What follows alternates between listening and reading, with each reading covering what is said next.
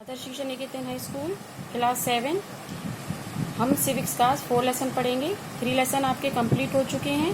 ठीक है, तो आज पढ़ेंगे हम लड़के और लड़कियों के रूप में बड़ा होना, कि किस तरह से लड़के और लड़कियों के बीच जो हमारे समाज में कई बार भेदभाव होते हैं, तो परंतु इनमें किस तरह से समानता होनी चाहिए उसके बारे में पढ़ेंगे कि लड़के और लड़के के बीच में रूप में होता है। तो पहले यहाँ पर ये थोड़ा पढ़ेंगे कि लड़के लड़की होना किसी की महत्वपूर्ण पहचान है।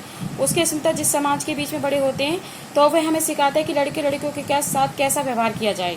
ठीक है, तो इसमें आता है कि एक ऐसी, परंतु क्या सभी समाजों में लड़के लड़की के प्रति एक जैसा ही नजरिया है। तो इस पाठ के माध्यम से हम ये पढ़ेंगे किस तरह से पुरुषों द्वारा निर्वाह की जाने वाली भूमिका और कार्य के कम महत्व दिया जाता है, किसके कार्य को, औरतों के कार्य को। ठीक है, अधिकांश जो समाज में पुरुष हैं जो उनको स्त्रियों से बिल्कुल अलग समझा जाता है, कि उनको इतना महत्व स्त्रियों को नहीं दिया जाता जितना कि पुरुषों को दिया जाता है। तो आज हम पढ़ेंगे कि 1920, 1960 और जो अब चल रहा है उनके बीच क्या क्या औरतों में जो उनकी योग्यताओं में क्या बदलाव आया, उनमें जो भेदभाव किया जाता था उनमें क्या डिफरेंस आया है।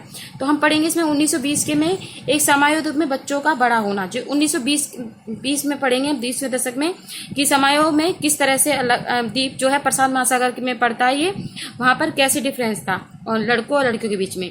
तो सामोया द्वीप प्रशांत महासागर के दक्षिण में स्थित छोटे द्वीपों का एक समूह, एक भाग है। स्वयं समाज पर किए गए अनुसंधान की रिपोर्ट 1920 के दशक बच्चे स्कूल नहीं जाते थे। 1920 में जो 1920 के दशक में बच्चे स्कूल नहीं जाते थे, बड़े बच्चों और वयस्कों से बहुत सी बातें सीखते थे। यानी कि बच्चे जो थे अपनों से बड़े बहुत सी बातें सीखते थे, जैसे छोटे बच्चे की देखभाल या घर में काम करना जैसा आदि। द्वीपों पर मछली पकड़ना और महत्वपूर्ण कार्य किया जाता था, इसलिए किशोर बच्चे यानी बड़े बच्चे होते थे मछली पकड़ने के लिए सुदूर यात्रा पर जाना सीखते थे, लेकिन ये बातें अपने बचपन में अलग अलग समय पर सीख लेते थे।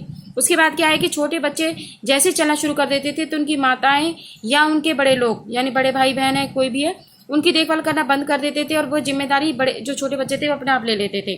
जो प्राय जब 5 वर्ष के आसपास के हो जाते थे वो बच्चे 1920 में समायों में, तो लड़के लड़की अपने छोटे भाई बहनों की देखभाल करते थे। लेकिन जब कोई लड़का लगभग 9 वर्ष का हो जाता था तो वह लड़कों के समूह में सम्मिलित हो जाता था। यानी कि 9 साल का जो बच्चा होता था वह बड़े लड़कों के समूह में सम्मिलित हो जाता था, बाहर के काम सीखता था। जैसे क्या क्या सीखता था, जैसे मछली पकड़ना, नारियल पेड़ लगाना। लड़कियों जब 13 या 14 साल की हो जाती थी, ये तो था लड़कों की कि भाई क्या क्या कार्य करता था। अब जब लड़की 13-14 साल की हो जाती थी तो छोटे भाइयों बहन की देखभाल करती थी, बड़े लोगों के छोटे मोटे कार्य करती थी। लेकिन एक बार जब वह 13-14 साल की हो जाती थी वह अधिक स्वतंत्र होती थी। लगभग 14 वर्ष की उम्र में के बाद वह मछली पकड़ने जाती थी, बगानों में काम करती थी, डालियां बुनती थी, खाना पकाना, काम करना, अलग अलग काम करना, रसोइयों में रहना।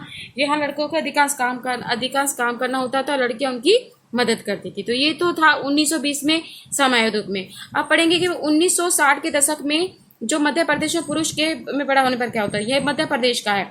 तो इसमें क्या है कि मध्य प्रदेश छोटे शहर में और स्कूल जाने के वर्णन इस प्रकार है कि कक्षा 6 में जो कक्षा 6 के आने के बाद लड़के और लड़कियां अलग अलग स्कूलों में जाते थे। यानी कि 5वीं तक वो एक साथ पढ़ते थे, परंतु 6 में आने के बाद, 6ठी में आने के बाद वो अलग अलग हो जाते थे। लड़कियों के स्कूल लड़कों के स्कूल से बिल्कुल भिन्न होते थे। ठीक है, उनके स्कूल के बीच एक और आंगन होता था जहां बाहरी दुनिया से बिल्कुल अलग होते थे। लड़कों के स्कूल में एक ऐसा कोई आंगन नहीं होता था, बल्कि उनके खेलने का मैदान एक सा बड़ा सा खुला स्थान होता था। किसके, लड़कों का। हर शाम स्कूल के बाद लड़के सैकड़ों लड़कियों की भीड़ को संकरी गलियों से जाते हुए देखते थे। यानी कि लड़कियां जो थी संकरी गलियों से जाते थे। सड़कों पर जाती लड़कियां बड़ी गंभीर दिखाई देती थी, वह लड़कों से बिल्कुल अलग रहती थी। सड़कों को अनेक कामों के लिए उपयोग करते थे, जैसे यूं ही खड़े खड़े खाली समय बिताना कौन करते थे, लड़के करते थे। दौड़ने, खेलने और साइकिल चलाने के कर्तव्य को आजमाने के लिए लड़कियों को क्या करना होता था, गली सीधे घर पे पहुंचने के लिए एक माध्यम होती थी कि लड़कियां सीधी स्कूल जाएंगी और सीधा घर आएंगे। तो ऊपर के उदाहरणों को पढ़ने के बाद हमें ये लगता है कि हम प्राय सोचते हैं कि बच्चे एक तरीके से बड़े होते हैं। ठीक है, लड़के लड़के एक तरह से बड़े होते हैं, परंतु अनुभव से ऐसा परिचित होता है कि इनमें शायद इनके बचपन में ही ये भिन्नता प्रकट की जाती है। ठीक है, अब हम ये अनुभव करते हैं कि समाज लड़के और लड़कियों में अंतर स्पष्ट करता है। यह बहुत कम आयु से ही शुरू हो जाता है। जैसे उदाहरण के लिए उन्हें खेलने के लिए अलग अलग तरह के खिलौने दिए जाते हैं। जब बच्चा छोटा होता है तो लड़कों को खेलने के लिए कारें दी जाती हैं, जबकि लड़कियों को खेलने के लिए गुड़िया दी जाती है। दोनों ही खिलौने खेलने में आनंददायक होते हैं, फिर भी लड़के और लड़कियों को अलग अलग खिलौने दिए जाते हैं। ठीक है, जबकि बड़े होकर स्त्री और पुरुष बनेंगे तो उनका भविष्य अलग अलग होगा। अगर हम विचार करें तो प्रतिदिन की छोटी छोटी बातों पर बना रखा है कि लड़कियों को कैसे कपड़े पहनने चाहिए, लड़के पार्क में कौन कौन से खेल खेलेंगे, लड़कियों को धीमी आवाज में बात करनी चाहिए, लड़कों को रौब से। ये सब बच्चों को ये बताने के तरीके होते हैं कि बड़े होकर स्त्री और पुरुष बनेंगे, उनकी विशिष्ट भूमिकाएं क्या होती हैं। बाद के जीवन में उसका प्रभाव इन विषयों से ही पड़ता है। ठीक है। अब जैसे यहाँ पर एक उदाहरण दे रखा है किसी थोड़ा सा कि दो है कि दो बच्चियां हैं काम कर रही हैं, तो वो दो बातें कर रही हैं। वो क्या कह रही हैं, तो एक बच्ची कह रही है कि मेरी माँ काम नहीं करती। माँ, हम सभी स्कूल के बच्चे भ्रमण करने पर जा रहे हैं। एक बच्चे अपनी माँ से कह रही है, रोजी मैडम को साथ चलने के लिए किसी बड़ी की जरूरत है, क्या आप अपने ऑफिस से एक दिन की छुट्टी लेकर हमारे साथ चलेंगी? वो एक बच्ची अपनी माँ से पूछ रही है। वैसे हरमीत की माँ हमेशा ऐसे समय पर हमारे साथ जाती है क्योंकि वो कोई काम नहीं करती। सोनाली, तुम ऐसा क्यों कह रही हो? तुम जानती हो कि जसप्रीत आंटी सुबह 5 बजे उठकर जाते घर पर भर का काम करती हैं। हाँ, पर वो कोई काम तो नहीं है, बस घर के काम है। ओह, क्या वाकई में तुम ऐसी सोचती हो कि चलो ऐसा करते हैं कि जसप्रीत के घर चलते हैं और उनसे पूछते हैं कि वह खुद क्या सोचती हैं। अब वो जसप्रीत के घर जाते हैं और श्री, उनके पति हैं श्री सिंह के घर पर हरशरण सोनाली सोचती है कि आपकी पत्नी कोई काम नहीं करती। पर आंटी, क्या वाकई में ठीक नहीं है?